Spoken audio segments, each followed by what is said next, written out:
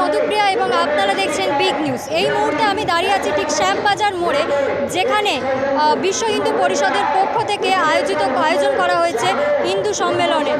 তারা বাংলাদেশে হিন্দুদের ওপর ঘটে যাওয়া যে নারকীয় অত্যাচার তার বিরুদ্ধে প্রতিবাদ করতে এই সভার আয়োজন করেছে। শুধু তাই নয়, আরজিকর মেডিকেল হসপিটালেও যে নারকীয় হত্যাকাণ্ড চালানো হয়েছে তার বিরুদ্ধেও কিন্তু তারা প্রতিবাদ করতে এই সভার আয়োজন করেছেন। এই সভায় উপস্থিত রয়েছেন বিভিন্ন মহাজন এবং সাধু সন্ন্যাসীরা।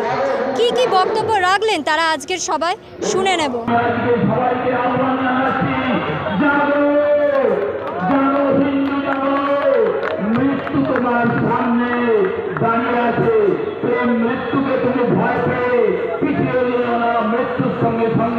আপনার শান্তি কামনা করব।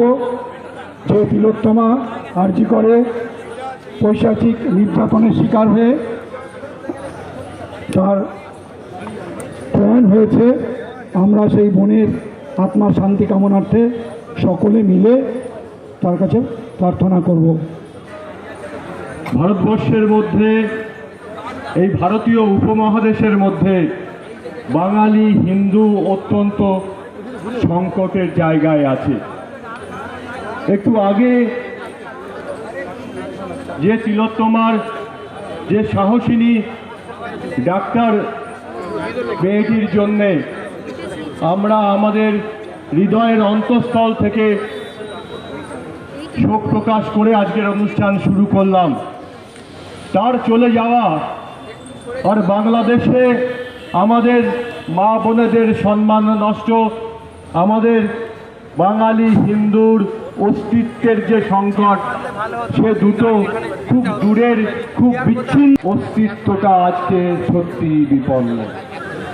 যদি আমি মনে করি যে বাংলাদেশে এই ঘটনা ঘটছে, আমি সুরক্ষিত আছি।